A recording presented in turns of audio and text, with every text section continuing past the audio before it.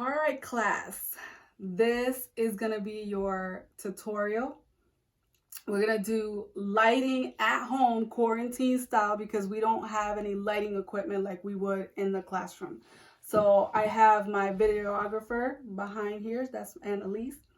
She would say hello, but she's busy recording me. And I have my model here who so graciously volunteered despite not wanting to. So I'm gonna demonstrate right now. I'm gonna demonstrate split light, butterfly, broad light, and Rembrandt. And we're just gonna do that for this assignment for this week. We're gonna do portrait lighting. So just be aware that when you ask someone in your home to volunteer to do these portraits, they may not be willing to try to do them. So we're gonna have to just kind of barter a little bit. You don't want that to show in the photos. So we're just gonna, I want to demonstrate how I'm gonna get her photos to look fabulous at home, using the lighting that you already have. Right now I have fluorescent lighting. So I'm gonna turn on my camera and I want you to see my settings. All right, so right now I have it at 1/125 shutter speed, which is your basic portrait shutter speed. My f-stop, this is my lowest for my, the lens that I have is 4.5, and I have my ISO set at 200. So remember, you want to have the lowest quality, the highest quality photo, lowest ISO, and you want to have the lowest f-stop number because I want to kind of blur the background a little bit and have her be the person that's in focus. Now, the next thing that I did here is I'm going to go down and I changed this. This usually is at auto, but I changed it to portrait because it smooths the skin and makes her hair tones look nice. And then the other thing that you're going to do if you have a camera at home, of course, is I want you to change your auto white balance to white fluorescent lighting. If you take the photo with the tungsten light and you're using fluorescent light, her color, her skin tone is going to come out like bluish. All right, so we don't want that. So that's why I'm putting it on fluorescent. And then, so I'm going to do this set of photos first, and then I'm going to show you guys how to do the same using a lamp, which is tungsten light. All right, so let's start. All right, Hannah, first things first. All right, you're not gonna stand, I don't want them standing like a mugshot. Remember I told you guys that, you don't want them standing like a mugshot.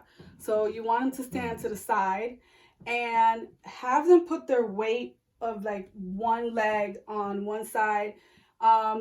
They can cross their arms, they can put their arms sideways. It doesn't really matter. I just don't want, I want a close-up shot. I don't necessarily want a full body shot. I just want a close-up portrait shot because I want you to notice how the lighting will affect how her face, the portraits, will look like. All right, so I'm going to have her turn maybe, no, face the other way. Okay, that's better. Okay, so Annalise, can you stand over here? Because I want you to be able to capture what I'm seeing here on this side. All right, so I'm trying to get Rembrandt, okay? So it's a little bit trickier with Rembrandt. I want you to move further. All right, now I want you to turn your head. Yeah, bring it up a little bit. Actually, no, bring it down. Okay.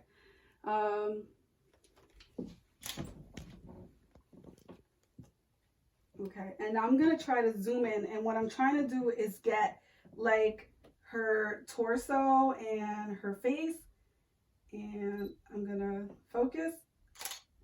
All right, so now she's looking kind of yeah, she's looking.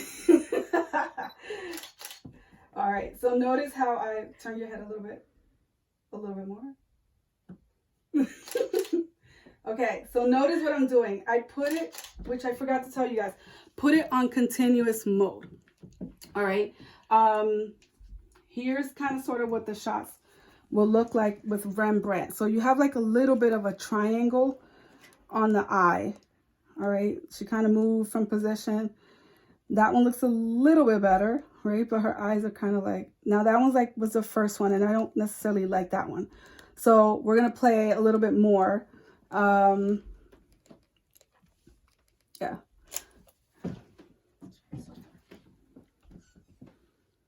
Maybe turn your head. Okay. Down a little bit.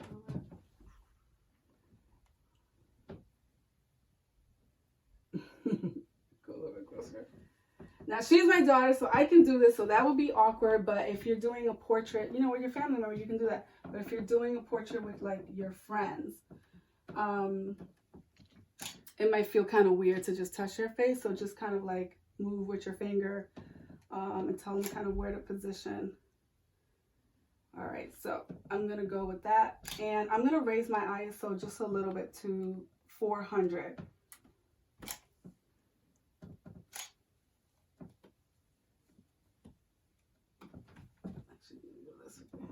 So she's not so. Okay, you gonna smile? That's a fake smile. I don't want that. Okay. Right, so that's what those look like.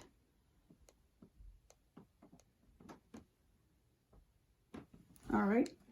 So they look a little bit brighter. I feel like the ISO went a little too bright. So let me try it back down at 200. A little bit over to the right. Move up.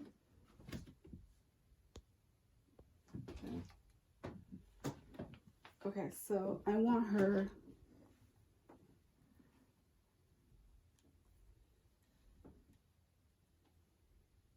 move over just a tad bit more. Okay. So here's what I'm going to show you guys split light, and split light is like a half moon. So this is a little bit tricky because it's kind of like half moon, but I can see a little bit of the other eye. All right. So I'm going to go a little bit closer as I'm taking this shot. I still want, yeah. Okay, are you going to look serious?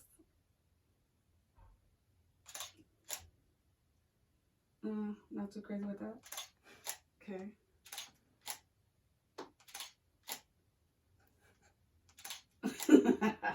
It's crazy.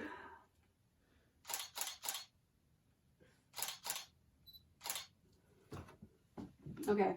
Notice that when I'm taking pictures, I never take one shot and call it a day. Like, that's just crazy.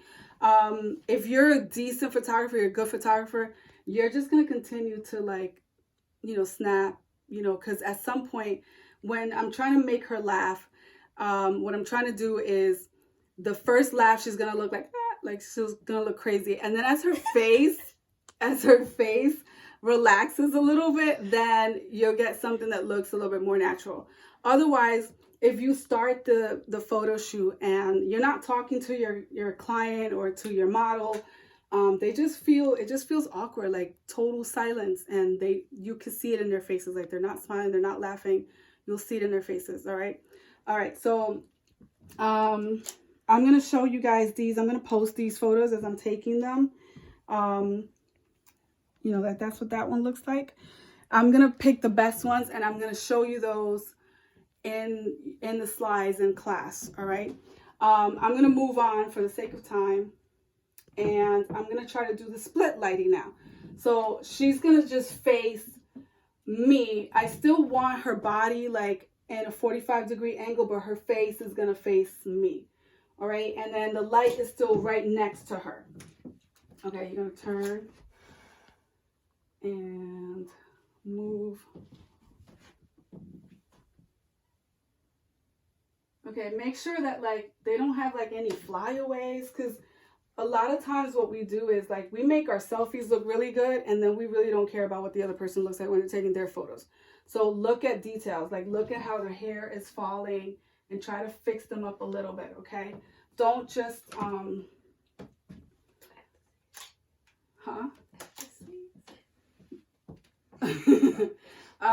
Move up just a little bit more. Alrighty.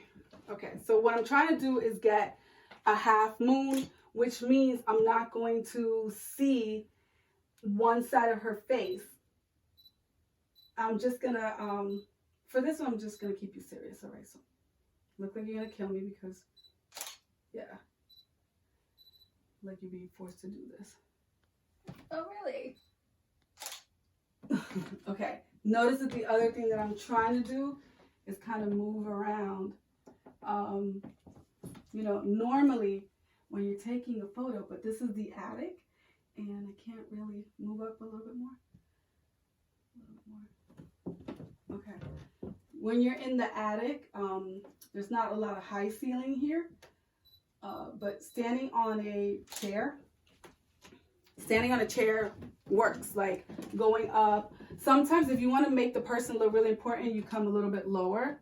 All right, so never just stand there like you would at like the DMV. Like, you don't want that. You were trying to get a portrait. All right, so that's what that one looks like. So you see light on one side of the face and like none on the other side, and that's called split lighting. All right, the other one, you're gonna squat down. Yeah, we're gonna go down here. Just squat. Okay, so what we're trying to do with this one, and because the light source is a little bit further away from her, yeah, you know, look up. All right, so now, because we moved further away from this light source, I'm going to have to increase my ISO. I'm going to bump it up to 800. I went from 2 to 800, all right? And what I'm trying to do, if you can come over here, and at least on like this angle, can you, wait, look at me straight. Okay. I don't know if you guys noticed this, but there is a shadow right underneath here. That's what we call butterfly. So you want all the shadows to fall vertically, and you're gonna stay just like that. Okay. Maybe I'll come from the top view.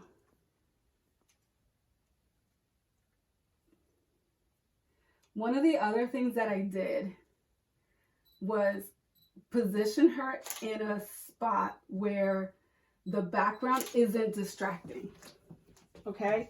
I'm noticing a little bit of the bed. So you're going to stay in that same angle that you were. And I'm going to move. Because I don't want to see the bed at all.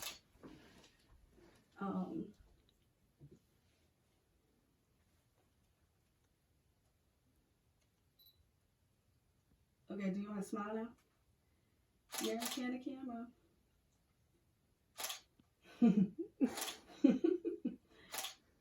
Okay, those are better. Okay, so that's what those look like. All right, so the shadows are falling right underneath her nose, and that's butterfly lighting. Okay, what's the next one we're gonna do? Full, like, broad light. Okay, so you're gonna stand up again. Oh, my lips. Okay, you're gonna try to face the light.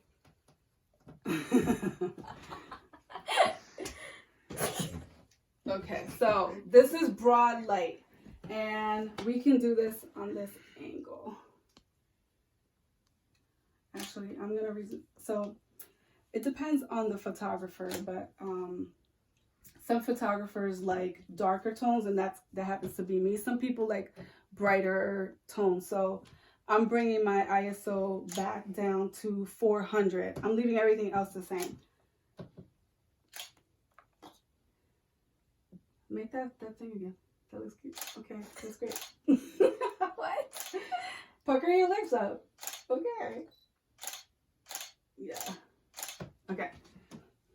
All right, so that's broad light. So what we're doing here with this assignment is you're noticing shadows. So lighting is everything with photography. We're noticing the light, how it's hitting the person's face, and you're also looking at the shadows too, because it's something that we don't necessarily tend to think about. So highlights, shadows is what I want you guys to focus on. So again, to repeat what I just taught you guys, split light, your light source is here. Rembrandt, your light source is still here, but you're going to move the person just like at a 45-degree angle, and you're going to get that like kind of triangle area lit on one side of the eye. All right. Split light, sorry, butterfly, you're going to go here. So the light source is above and all the shadows are going to fall right under. And broad light, if the light source is here, just turn the person to face that light source. Okay. If that doesn't help, like if the light isn't bright enough, one of the things that I like to do is bounce back some light. Okay. Like you just bounce back light on the person's face. If like the light source, you can't move it and it's in a weird angle. So you just kind of bounce back light with a mirror. All right. So that is all, Raider Nation.